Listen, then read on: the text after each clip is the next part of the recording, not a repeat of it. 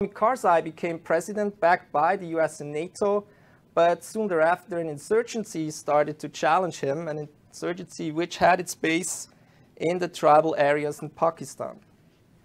Contrary to how it is almost always represented in Western media, this insurgency challenging the government in Afghanistan of Hamid Karzai is not a monolithic, centrally run movement, but it is actually highly fragmented. The three most important groups are the old Taliban around its leader Mullah Omar, the Haqqani network, and the Hizb-i Islami, which are led by Gulbuddin Hekmatyar. I already briefly mentioned him. All these three groups have been protected by the ISI after their expulsion from Afghanistan. What we conclude from this is that Pakistan started to play a big double game in the years after 2001. On one hand, it became an official partner and a coalition partner of the United States in the global war on terror.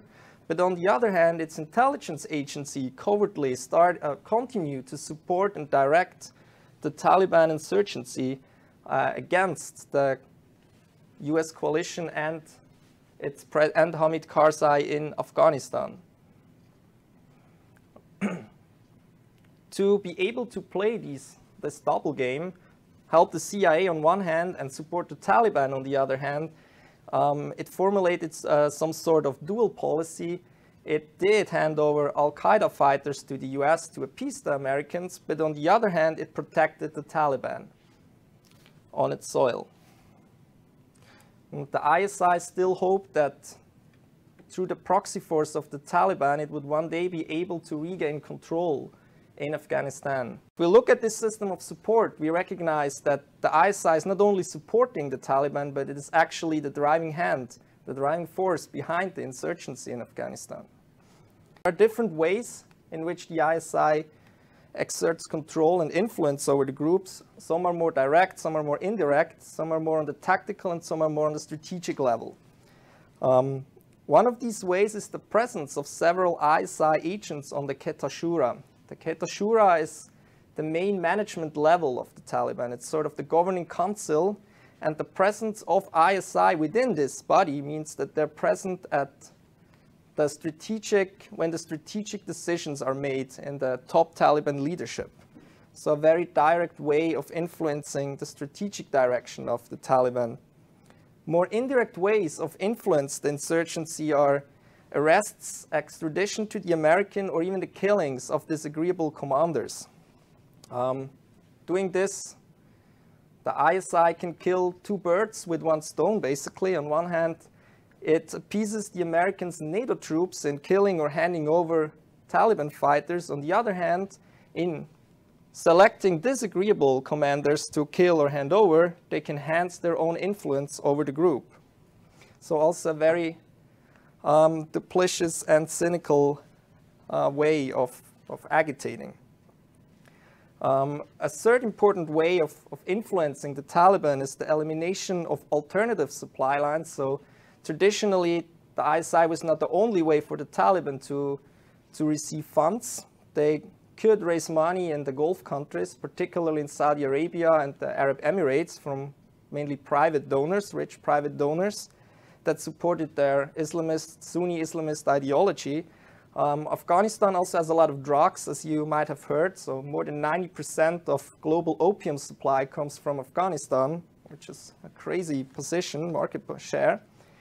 The Pakistani intelligence service also tries systematically to dry up these alternative supply lines. It prevents the Taliban to do independent fundraising on the Arabian Peninsula, and it tries to dry up the drug trade as a source of funds for the Taliban, so that they would become more dependent on their Pakistani sponsors as a more or less sole source of funds and support.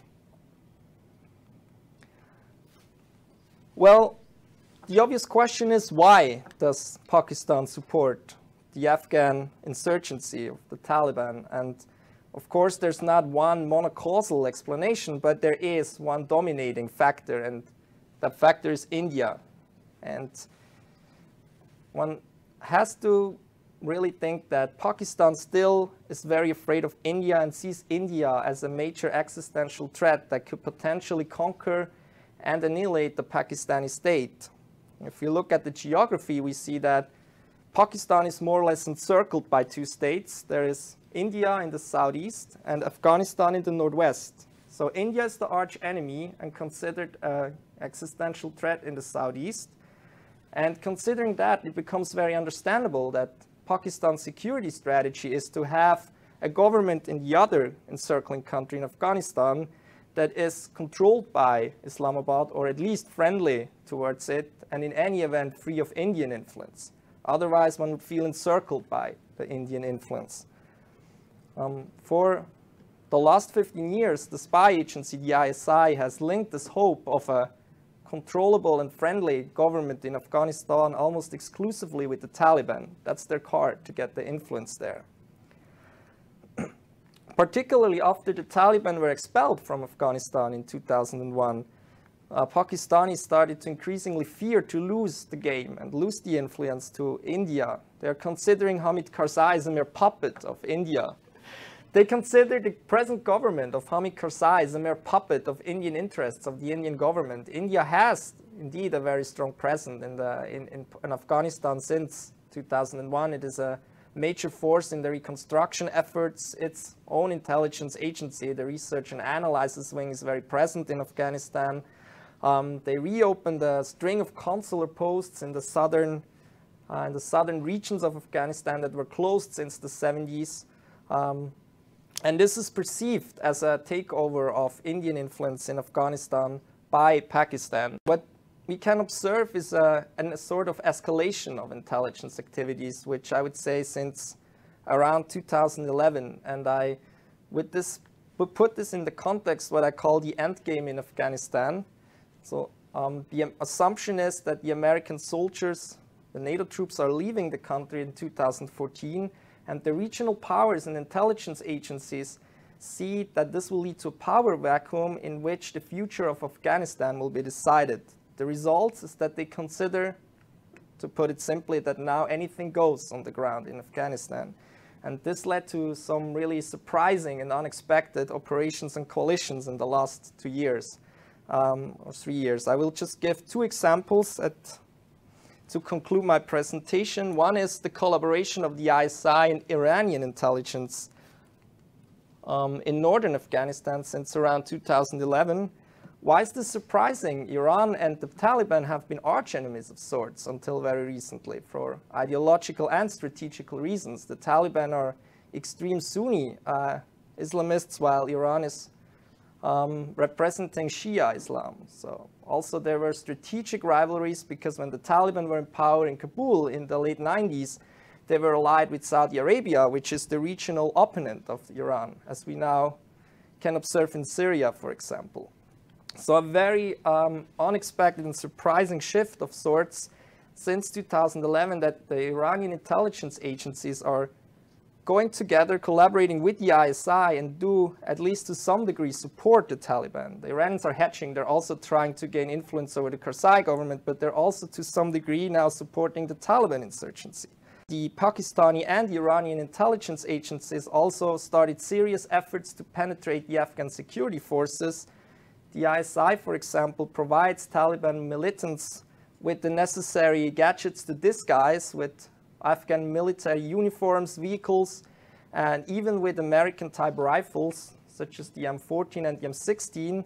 They are rebuilt in a covert factory around Peshawar and handed out to Taliban militants to be able to infiltrate the Afghan army and to commit suicide attacks from the inside. What actually has happened last year, starting on a very low level, is that the Afghan intelligence agency now started to collaborate with the Pakistani Taliban, which are fighting the Pakistani state. This is a very hazardous operation, obviously. Why is it hazardous? The Pakistani Taliban are a global jihadist group which are planning attacks on American soil at some point, and which could easily turn against the Afghan government at any time because their Afghan Taliban brothers are fighting Hamid Karzai's government. So it's a very hazardous and grotesque operation that Afghan intelligence started in collaborating with this group. We see here the complex relationships that started to emerge. So Pakistani intelligence starting to support the Afghan Taliban that are fighting the Afghan government, and Afghan intelligence starting to collaborate with the Pakistani Taliban that are fighting the Pakistani state.